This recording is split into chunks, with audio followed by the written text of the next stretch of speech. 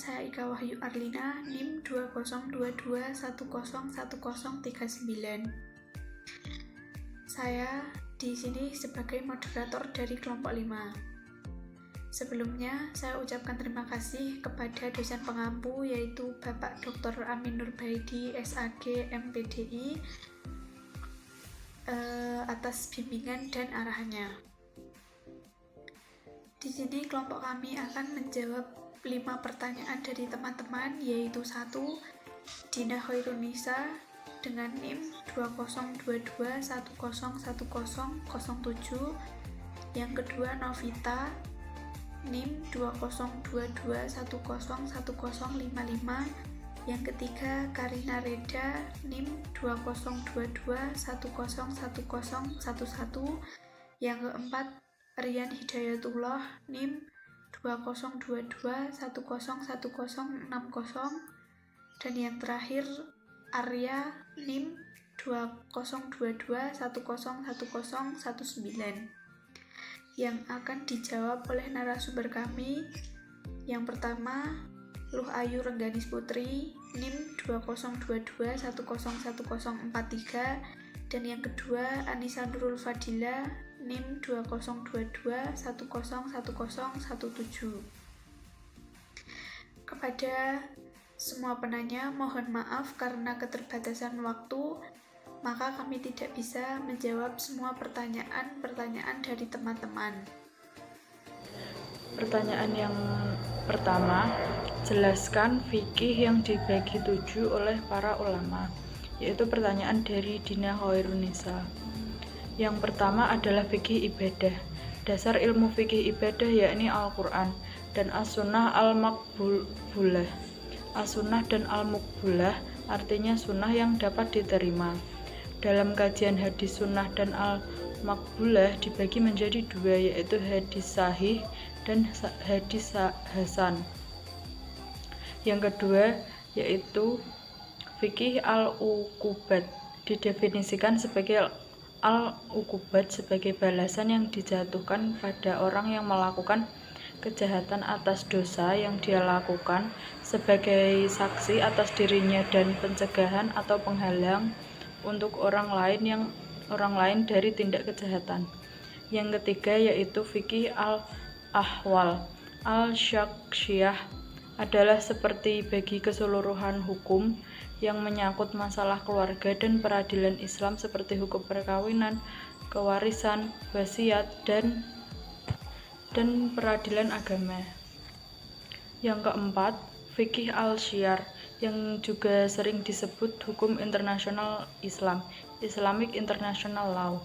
Kitab Syiar Al-Kabir adalah karya yang sangat penting dalam khasanah Islam, karena kemudian diadopsi oleh kekuatan-kekuatan besar Islam, yaitu kekhalifahan Abbasiyah dan juga Turki Utsmani.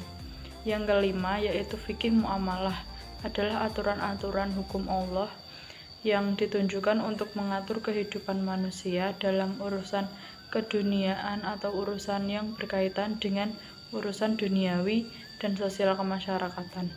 Terbagi dalam beberapa jenis yang perlu diketahui, yaitu yang pertama muamalah jual beli, yang kedua muamalah utang piutang, yang ketiga muamalah sewa menyewa.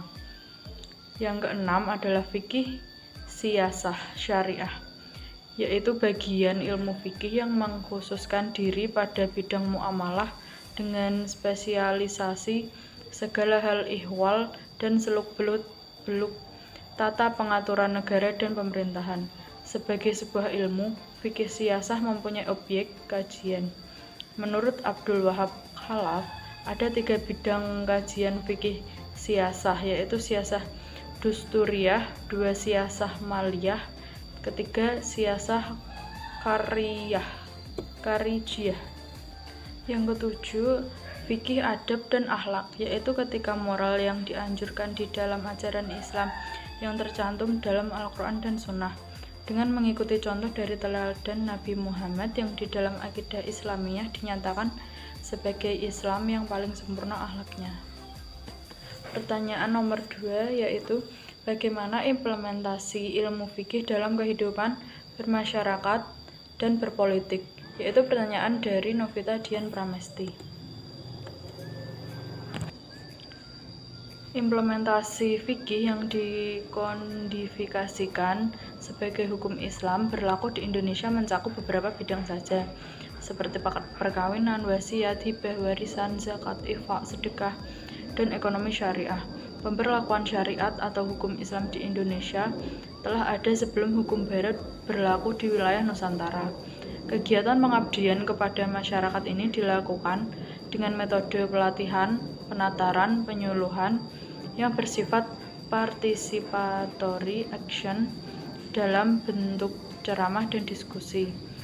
Pemberian materi fikih haruslah dibarengi dengan pemahaman kedudukan dan implementasi hukum Islam dalam tata hukum negara yang berdasarkan pada Pancasila, agar hidup siswa-siswi dapat mengetahui sejauh mana syariat diberlakukan dalam kehidupan bermasyarakat dan bernegara di negara Republik Indonesia.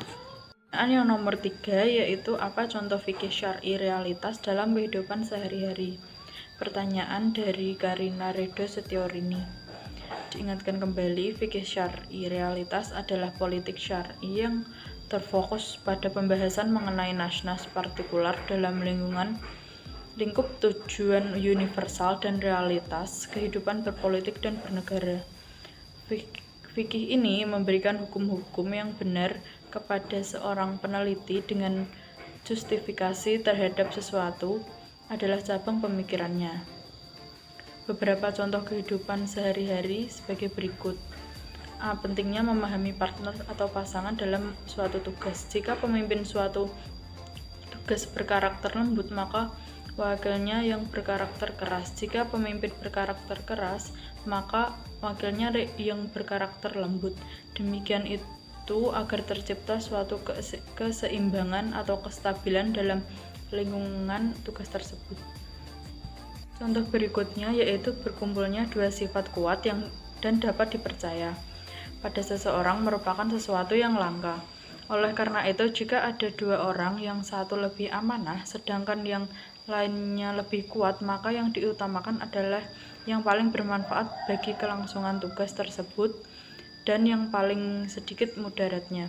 Atas dasar itu, yang diutamakan dalam hal kepemimpinan adalah seseorang yang kuat, lagi pemberani atau tegar jiwanya, walaupun terkadang jatuh dalam kesalahan, daripada seseorang yang lemah mentalnya, walaupun ia seorang yang dapat dipercaya jika suatu tugas butuh sifat amanah yang lebih. Maka diutamakanlah seorang yang dapat dipercaya, seperti tugas mengelola pembendaharaan dan yang semisalnya. Adapun tugas pendistribusian uang sekaligus pengelolaannya dibutuhkan seorang yang kuat dan dapat dipercaya. Saya di sini melanjutkan dari narasumber 1 untuk menjawab pertanyaan keempat yang kami pilih dari Rian Hidayatullah yang bernim 2022101060 dengan pertanyaan, apa perbedaan latar belakang yang paling mendasar antara syariah dan fikih? Dan jawaban dari kelompok kami yaitu menurut buku-buku ajaran pengantar hukum Islam karya Dr. Rohidin SHMAG, secara etimologis, syariah adalah jalan tempat keluarnya sumber mata air atau jalan yang dilalui air terjun. Kemudian diasosiasikan oleh orang-orang Arab sebagai at-tarikah, al-mutakimah atau sebuah jalan lurus yang harus diikuti oleh setiap umat muslim. Yang menurut terminologis atau istilah, syariah diartikan sebagai tata aturan atau hukum-hukum yang disyariatkan oleh Allah kepada hambanya untuk diikuti. Pengertian ini diperjelas oleh penulis studi Islam Manna Al-Khattan yang menyebutkan syariah sebagai segala ketentuan Allah yang disyariatkan bagi hamba-hambanya, baik menyangkut akidah, ibadah, akhlak maupun muamalah. Sementara itu, fikih secara bahasa berarti pengetahuan atau pemahaman. Menurut Abu Zahran dalam kitab Ushul al-Fiqh, ia menyatakan arti fikih secara istilah yang berarti mengetahui hukum-hukum syariah yang bersifat amaliyah dan dikaji dari dalil-dalilnya secara terperinci.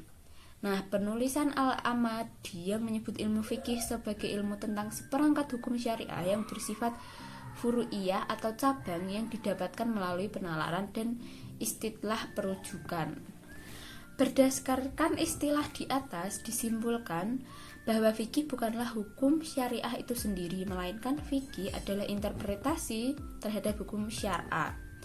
Mudahnya, ilmu fikih ada untuk memudahkan kita dalam mempraktikkan kaidah-kaidah konkret dari Al-Quran ke kehidupan sehari-hari. Sebab norma hukum dasar yang terdapat di dalam Al-Quran masih bersifat sangat umum, sehingga kemudian perkembangannya diperinci oleh hadis Rasulullah dan diperkaya dengan pemikiran ulama. Disitulah ilmu fikih hadir sebagai disiplin Islam yang menerjemahkan norma dasar dari Al-Quran menjadi lebih mudah untuk diterapkan. Nah, dari penjelasan yang sudah saya jelaskan sekilas, syariah dan fikih mengandung prinsip yang sama sebagai panduan umat Islam. Lalu adapun perbedaannya, pertama, ketentuan syariah terdapat dalam Al-Quran dan kitab-kitab hadis. Syariah Islam yang dimaksud adalah wahyu Allah dan sunnah Nabi Muhammad SAW sebagai rasulnya. Sedangkan fikih adalah sebuah pemahaman manusia yang memenuhi tentang syariah dan terdapat dalam kitab-kitab fikih. Yang kedua, syariah bersifat fundamental dan cakupannya lebih luas, bahkan meliputi akhlak dan akidah. Sedangkan fikih bersifat instrumental dan cakupannya terbatas pada hukum yang mengatur perbuatan manusia. Yang ketiga, syariah adalah ketetapan Allah atau ketentuan Rasul-Nya sehingga berlaku abadi, sementara fikih merupakan karya manusia dan sangat dimungkinkan mengalami perkembangan di zaman-zaman kedepannya. Keempat, syariah hanya satu, sedangkan fikih berjumlah banyak karena merupakan pemahaman manusia seperti terlihat dalam mazhab-mazhab fikih. Yang kelima, syariah menunjukkan konsep kesatuan dalam Islam, sedangkan fikih menunjukkan keragaman pemikiran yang memang dianjurkan dalam Islam. Lalu pertanyaan kelima yang kami pilih dari Arya Wahyu Pramuja dengan NIM 2022101019 dengan pertanyaan, apa pengaruh Islam dalam bidang politik terhadap masyarakat? Nah, perkembangan Islam di Indonesia memberikan pengaruh dalam bidang politik dan pemerintahan yang dilihat dalam sistem pemerintahan kerajaan-kerajaan Islam di Indonesia seperti konsep khalifah atau kesultanan.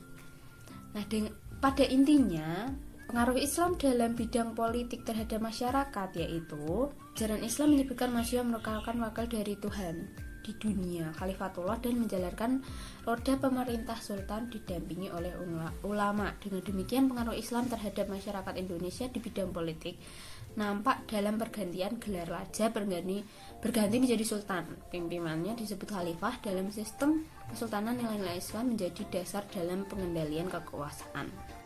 Saya ucapkan terima kasih kepada teman-teman yang telah memberikan pertanyaan kepada kelompok kami. Saya ucapkan terima kasih juga untuk narasumber. Mohon maaf ketika mungkin jawabannya belum sesuai dengan yang diharapkan oleh teman-teman. Untuk itu, kepada dosen pengampu Bapak Dr. Amin Nurbaidi, SAG, MPDI, untuk berkenan menambah atau menguatkan jawabannya. Sekian dari kelompok kami, saya akhiri. Wassalamualaikum warahmatullahi wabarakatuh.